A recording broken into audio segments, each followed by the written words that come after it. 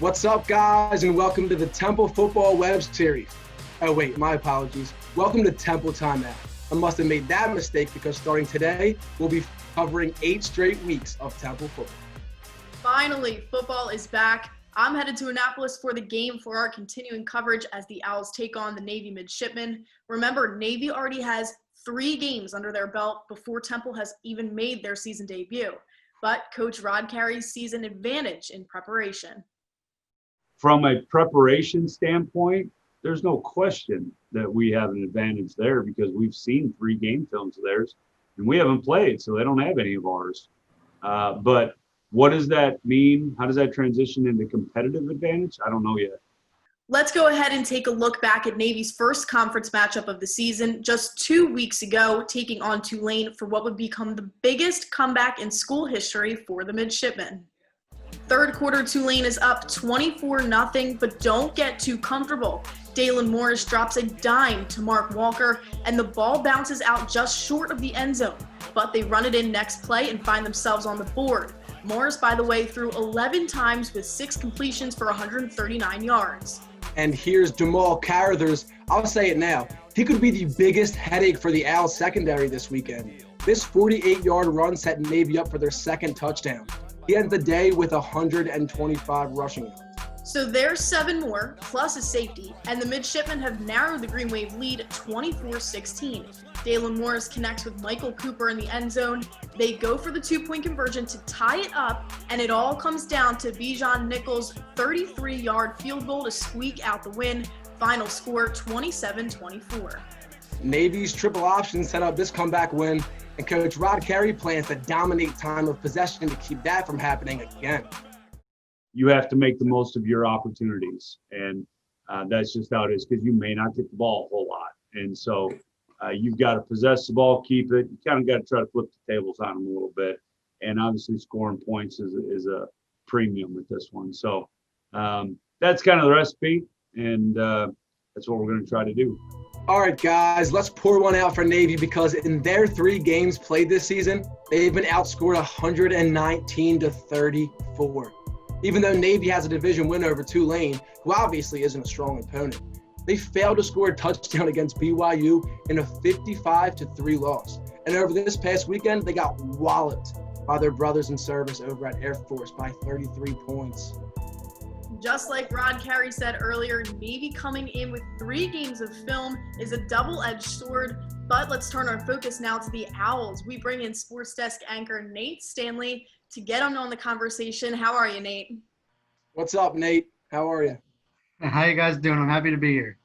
Good. So let's go ahead and jump right into it. Nate, first question I want to ask you, first game of the season for the Owls. Do you think that they're going to be rusty or rested? I think they're going to start rusty, but they're going to be able to pick out Navy very quickly. And, yeah. Yeah, I agree with you, Nate. They're going to come out a little bit slow, in my opinion. But, listen, these guys have been waiting a long time. They've been handling this COVID protocol for, months now. I think they're ready to play some football. They're only one of 2 teams in the division that hasn't played yet. So I think they're going to come out, put up a lot of points. I'm going to say the same thing, just like you just said, Alex. They're going to be rested, but they are going to be ready. They have been waiting on this one for months. So I think for sure they will be rested and ready. All right, Nate, my turn. In your opinion, what Owls are we watching out for? Let me know. All right, so I'm looking out for Ramon Davis. The Navy midshipmen have led up over 300 yards per game on average. He is going to tear it up in the backfield. Brooklyn, what do you think? Just like you just said, Ray Davis was my pick, but I'm also going to say his counterpart, Tavon Ruley. I hear great things, nothing but great things coming from his performance in camp the past few months. So I'm excited to see how they are able to run the ball this weekend. I agree, Brooklyn. I'm excited to see Tavon Ruley as well. But I'm going to go with reliable Brandon Mack. I'm expecting a big game. He's been a stud for the Owls the last 2 years. He's going to haul in some balls from Russo, and he's going to be one of the point scorers for the Owls this weekend. He definitely will be. All right, speaking of Russo, everybody's wondering about that quarterback room. What are your expectations for him this weekend? I really don't have high expectations. I think this is going to be a run-heavy game, and I think we'll see some flashes of Anthony Russo out there. but for the most part, I'm not expecting too much. Yeah, Nate, I agree. We know who Russo is at this point. But listen, it's his last stint with the Owls. He's got some talent behind him. I think he's gonna turn some eyes. He's gonna throw the ball around. I mean, he's got a live arm, but he's gonna do what Russo does. You know, he's gonna complete some balls. He's gonna miss some throws, but hopefully he does well. You know. Yeah, so I'm going to say the same thing that you guys, expectations are kind of, I don't really know where mine lie right now. We're coming to the first game of the season, and Rod Carey's been pretty adamant that Russo's his guy, but, he's also brought up how elevated the talent is now in that quarterback room, having Real Mitchell come on in and, Tri Beatty's still there. He's still working. So it'll be interesting to see if they get thrown in and how they get thrown into the mix this weekend. Yeah, that is really exciting, Brooklyn. All right, guys, game predictions. You don't need final scores, but what do you think is going to happen? We'll start with you, Nate. All right, I think it's going to be a Temple win here. I don't think it's going to take much, but I do say we got to take the over. It's set at 50.5 points right now. I see Temple in a blowout. Navy, I see them putting up a lot of points early, but Temple will be able to shut it down. I agree. I'm going to keep it simple. Don't start making me talk about this over-under stuff. I'm going to say Temple's going to come out with the win. I agree that being rested and ready is going to work to their advantage, having this film of Navy and just knowing how much work they've been putting in training camp. They are more than ready to take the field, so I think it'll be an easy Temple win. Yeah, guys, we're all on the same page. Listen, Temple's going to win. I don't think Navy's shown us much. An easy win, I have no idea. It is their first game of the season, but I feel the over with you, Nate. Navy hasn't put up a lot of points, so I mean, don't bet on the over. I mean, unless you got money to throw around, but yeah, Temple's gonna win this game, and I think we're all in agreement with that. You can catch Nate and my partner in crime, Brooklyn, at the game on Saturday in Annapolis. That's right, Alex. Nate and I will both have a pre-game and post-game report, as well as live tweets all game long on the Sports Desk Twitter.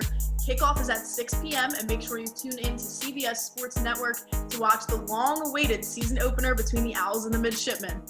We know this season is going to be like no other, but some aspects of game day are still up in the air. Yeah, with no fans in the stands, game day entertainment is bound to look different. I talked with band leaders and the Temple Athletic Department to see what we're in store for. With COVID-19 restrictions, the Temple Diamond Marching Band still doesn't know if they are allowed to show up for game days. Through the use of technology, they have found a new way to keep the game day hype going. It's definitely different because before the team goes out on the field, we play in the tunnel. We have some songs that we always play for the quarterbacks just to get everyone hyped and ready for the game. Band director Dr. Matthew Brunner knew these unprecedented circumstances called for unique measures. He drew help from band members who knew how to create digital content. I have a bunch of film media majors in the band, and we're getting a whole bunch of video. They're going to be producing videos, putting everything together. Inspiration for this game day content came from watching what other schools were doing, and thus, Hoot from Home, a new virtual game day experience, was born. We're going to be doing contests, social media virtual t-shirt tosses where fans can win t-shirts that we mail to you. We'll do video features from the band pregame and halftime, and amongst many other things. Dr. Brunner is hopeful that the video will have a strong impact and the game day traditions can continue. For the team and the fans, yep, we're here. We're still here. We're still behind you. Even if we're not in the stands and we're, screaming and yelling, we are still there to support our guys. For a preview of the performance, the video will be a part of the Boyer College Mosaics concert on Friday, October 16th.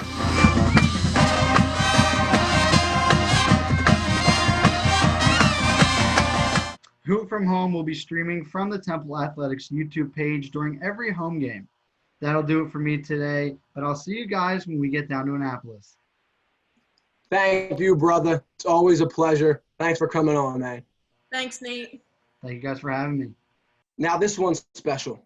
With nearly a week to spare before the first game, the Owls have finally firmed up their roster with the special addition of 13-year-old Jaden of Team Impact. Jaden is a Philadelphia native, and Rod Carey knew he would be a great addition to the team. calling him smart, tough, and relentless. Jaden is excited to meet the team in the future, but has already started taking part in virtual team meetings. Great story there, Alex. I love that so much. And on this week's episode of Stop the Clock with Alexis Beckett, she sits down with Sean Karani of men's soccer team.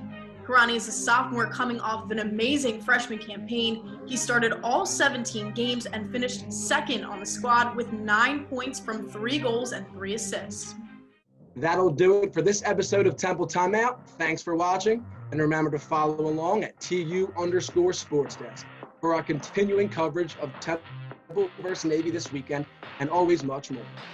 For Alex Call and the entire crew, I'm Brooklyn Vaughan. We'll see you guys next time.